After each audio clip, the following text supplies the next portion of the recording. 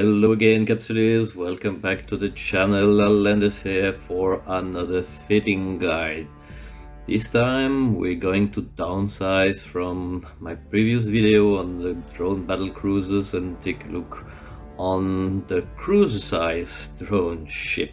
More specifically, we're going to look at the Vexor Navy Issue, which is a very nice tier 6 cruiser or heavy cruiser that should be able to handle tier 67 encounters for you, probably even some tier 89 if you're willing to invest into the skills and the fittings to strengthen a bit the ships in itself. So if we move back to the ship 3, when you're looking basically at drone ship, it's either Galente or Amar ships, and for the tier 6, if I make a very short comparison, what you would be looking at is the arbitrator cover-ups. So that would be the ships which is on par with the Vexor Navy Issue.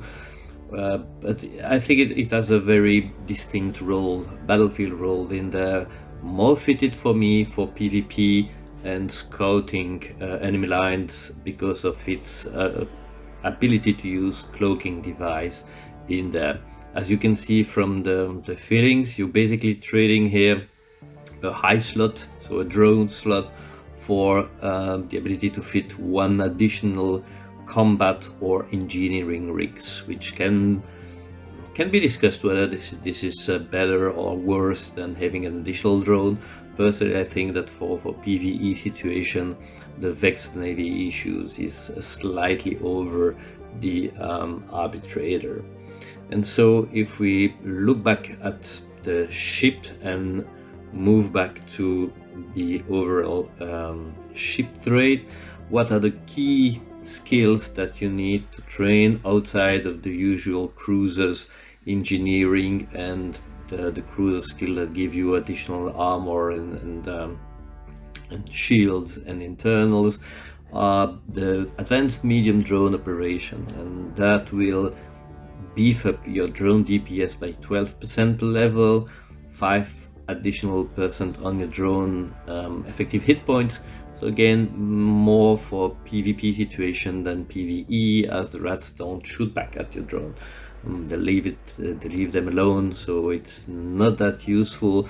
But what is more useful is that you get an additional 3-kilometer range per skill level, so in total you can go up 15 kilometers. As you will be looking at the fittings, I am at only level 4, so it means that compared to what you will be looking at in a couple of minutes, there is still a margin for both range and DPS on the drone, about 12, well, not about 12% on the DPS, and 3 additional kilometers in range. Albeit range is already quite good. If we're looking at the second skill, this is the advanced cruiser command, and there I'm only at level 3 because I choose to focus more on the battle cruiser size. It's more my flight style, and so I still have some catch up to do in there, and that will improve the maneuverability of your ship, giving you an inertia modifier of -5% per level, so 25% in total, and beefing up your scan resolution and sensor strength, meaning you can lock on target a bit faster, which is always nice, especially when you need to deal with fast moving target, which could be in your 10-kilometer range, web you or scramble you very fast and very easily. So those are really the 2 skills.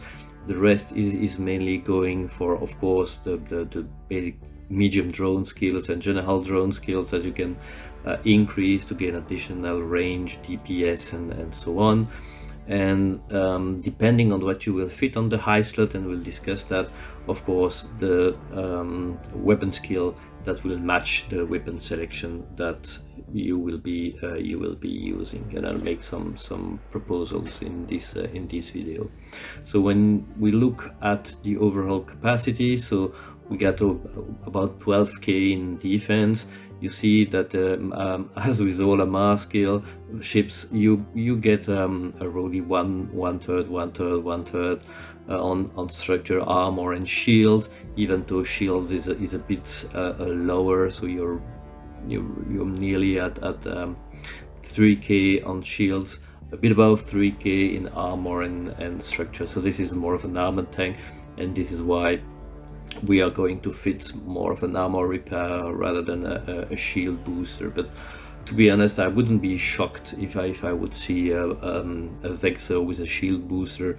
That should be a viable option depending on what you choose as a play style. In terms of flight velocity, so the base flight velocity is around 250. With my own scale, I'm a bit over 300. So it's fairly good for a cruiser size ship, and warp speed 3 EU, that's standard as well. So moving back to the fittings. Okay, so what I tried to achieve, as I mentioned, is something that was designed to handle tier 6 or tier 7 encounters, so making the transition in between destroyer size vessels up to the battle cruiser that you get at tier 7. In that sense, I wanted a kiting build, because I'm always favoring range over anything else in terms of tanking practices. Better not be damaged at all than trying to mitigate damage or out heal damage through repair boosters or whatever. And the idea was to get something in between 45 and 50 kilometers range. So for tier 6 and tier 7, you're way outside of the rat's effective range, except maybe in a very few occasions. And then, as I did try on the Myrmidon, synergize with the high slot. And so basically for that you have two options. One, which I'm showcasing here, is to use strike cannons. If you look at the strike cannon, you will see that the optimal range is about 20 kilometers and the accuracy fall off is 17, so that's 37 kilometers and you're still 50% effective. You can go much more farther than that, but of course the effectiveness is completely reduced. This is what I get, and I have absolutely no skill whatsoever, very minimal skill in terms of strike cannon. So if you continue to skill up for that, if I was to upgrade, most likely I could get on par with the 40 kilometers, or slightly over 40 kilometers orbit range, and still be 50% effective with the strike cannon. On the DPS, same, got about 25 per piece, so 50 in total. That's a bit low, but again, having no skill, that can be improved if you are training into that direction. The other options, and this is basically what I was using when I shoot the example of the encounters that you will find at the end of this video, is using medium missiles. They have a range of about 32-33 kilometers, which is still giving you nice orbiting capabilities for your drone. Orbiting at 32 for T6 or T7 will still maintain you out of range for most of the rest. So this is also a viable option, and if you combine that with on the low with the range fittings, so the fittings that increase the range of your missiles, well, you can reach the 50 kilometers, but that will be for a very limited time, as the guidance computers only has a 10-second length when hot. So depending on what you want to use, missiles or strike cannon for me are both viable. With the missiles, I was around 80-85 DPS, so I'm pretty sure that if I optimize either the strike cannon, the missiles, and get the additional skills for the drones, I could be nearly to 400 DPS with that ship and build, with a very nice effective range in between the 40 and 50 kilometers. So that's basically the option you have. I wouldn't go for lasers or for the railguns. They don't necessarily have the range, and also they will eat up on your capacitor. This build don't use any capacitor energy to fire or engage target, which is nice, meaning that you can concentrate for the afterburners or for repairing some damage that you could sustain with the armor repair, and use the damage booster that we have. Looking at the medium, so for the medium, I went for something a bit, I won't say useless, but I would say circumstantial. I have a webifier and a warp disruptor, so those are useful when you have very fast target under a micro warp drive or afterburners that really run to you. The drones by themselves are capable of handling, but if you can help with the web and or the scrambler, that will help you get rid of those annoyance much more faster. Then we have Mark 7 target painters. So the target painters was there mainly for the missiles. It has a slight impact on the drones as DPS as well, making the frigate and the destroyers a bit bigger, so easier to hit, but it was mainly for the missiles. It can help, I guess, the strike cannon as well in that direction, so I'm leaving it there. If you want to get something a bit more up close and personal, as what Captain Benzi said, and more in line with what I did with the Myrmidon, you could potentially substitute the strike cannon for auto cannon and push in some Nosferatu on the mid slot. But then again, it means that for the low slot you will need to adjust a bit with maybe an additional armor repairer and armor hardener just to sustain the damage, but that would push the DPS even further. But that would not be longer a kiting build but a brawler, and that is not what I intended to showcase here.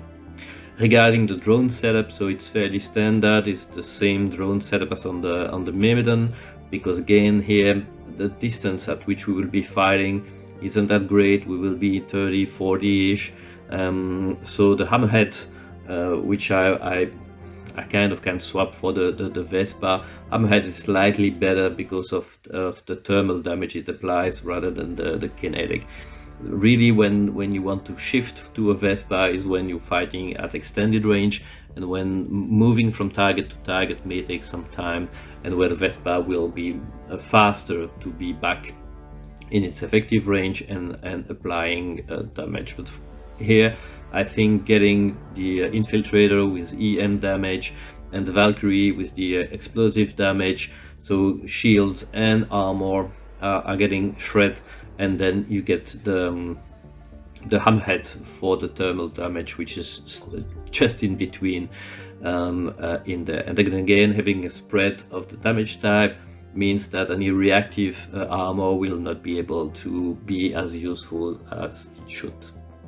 Low slot wise, so I went for an afterburner, not a micro warp drive. Both would be again viable options, but I wanted to have a bit more of control on the range, so I thought that the afterburner would be used more often than the micro warp drive, as is the case for the prophecy, where you need to maintain range, but really fast and extended, not for extended period of time. Here potentially the afterburner can be run for a longer period. Doesn't mean you can speed tank. The maximum velocity you can reach is about 700 meters per second, but that is sufficient to close the gap if you need to, or move into some distance from your target if you're getting damage, and get back into safety zone more closer to the 50 kilometer range rather than the 30-40-ish. that you could be looking at. So that's why I did prefer to go for the afterburner this time rather than for the micro warp drive. On the healing side of things, so I went for a Gorge medium armor repairer, because with a kiting build you don't expect to take a significant amount of damage. So I went for the armor tank option, because that's basically where I'm most skilled at. As I said in the intro, wouldn't be shocked if you would substitute with a shield booster. You basically nearly on par, like 500 difference in the two, and you are taking more damage on your shield than on your armor, because normally you are outside of effective range of your opponents.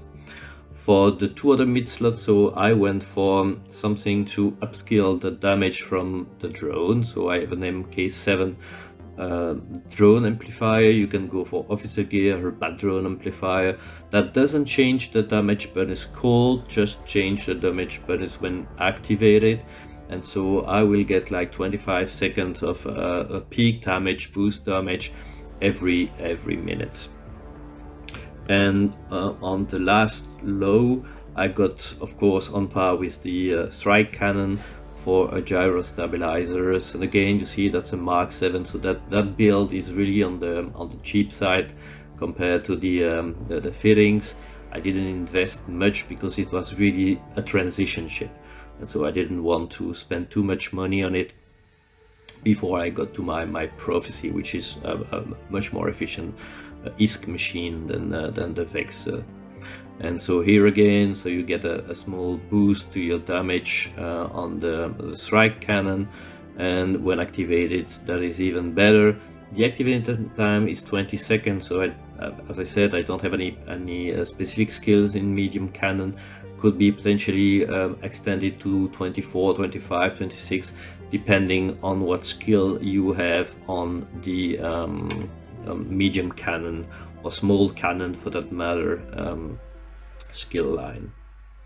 And that goes for the different slots. So for the internal, so very straightforward, I went for drone firepower augmenter, 15% additional damage to the drone arm, your main source of damage here. So you want to increase as much as possible the damage level. And the second one, without any surprise, is a drone range augmenter. So now that I'm very advanced in the drone skills, I may swap that to an additional damage booster, most likely the one which reduces the activation time of the drones. Why? Because with the skills I would still be able to get this 40-45 level in terms of orbiting range.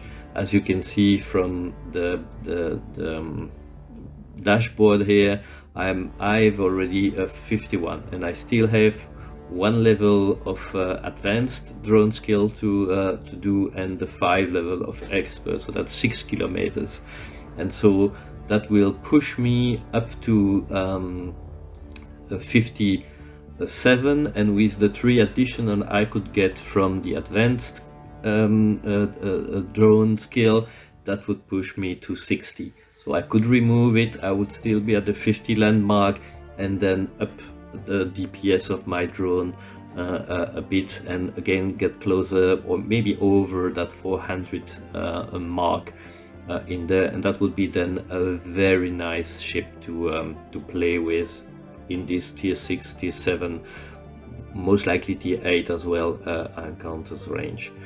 On the engineering rig, so as I said, I want to be able to use the afterburner quite significantly, so I went for the dynamic fuel valve, which basically reduced the capacitor need for that when active, 30% reduction.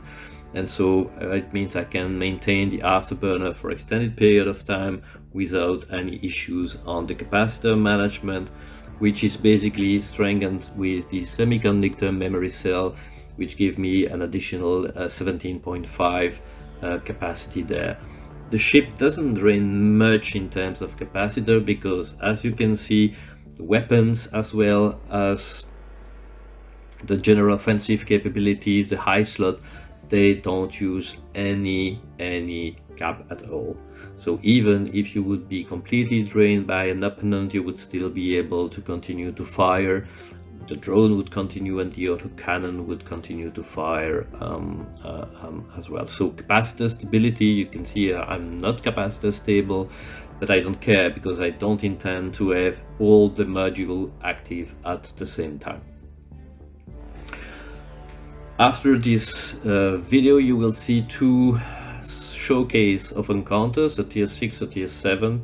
For the tier 6, you will see one, I was semi-AFK, so I didn't handle it most likely in the most efficient way, and I was not very lucky, because all of the fast ship, the one with the electronic warfare modules, were stabbers, and so they were able to close on me very fast and apply some damage. So you see there that I have been hit, my shield being depleted, and I went to armor, but I was in no real danger, because once that ship is gone, the other one, you can just control your range, go back, repair your armor, and you're back in the fight. So bit of bad luck on my hands, but very manageable. You're doing tier 6 in less than 10 minutes, so it's fairly efficient in that way. The second is a tier 7. For the tier 7, I went the opposite, so I went on a very safe approach for the first two waves. I did warp in at around 70-75 kilometers and then closed in, letting the fast ship move in as you should with a kiting build, and then getting this and disposing of that one before moving on to the others. But you will see even the battle cruiser didn't pose any real opposition. I hardly was damaged at all, only on the last wave, because I wanted to push a bit further, but tier 7 encounters took me less than 30 minutes to complete. So again, it's not that bad for a ship of that size. Tier 8s should be doable if you apply the same technique as I just explained. So you warp at 100 kilometers, you let the fast ship come in, you dispose of them, and then you just move into range, launch your drone at the target, and then use your afterburner to put some range back and let the drone do the job, and then you do that again. It will be slow. That's why for T89 I really highly recommend more going for the battle cruiser. That's why they are there for, managing those kind of encounters. But otherwise it shouldn't be an issue doing a tier 8 encounters on that fit and build. Thank you for watching this video. Hope you enjoyed it. You learned something. Feel free to leave a comment in the ad hoc section. Like it if you enjoyed it. Subscribe to the channel if you want more content and support me. And have a good viewing of the two encounters that will follow. Hope to see you soon on this channel. Take care for now. Fly safe, and see you next time.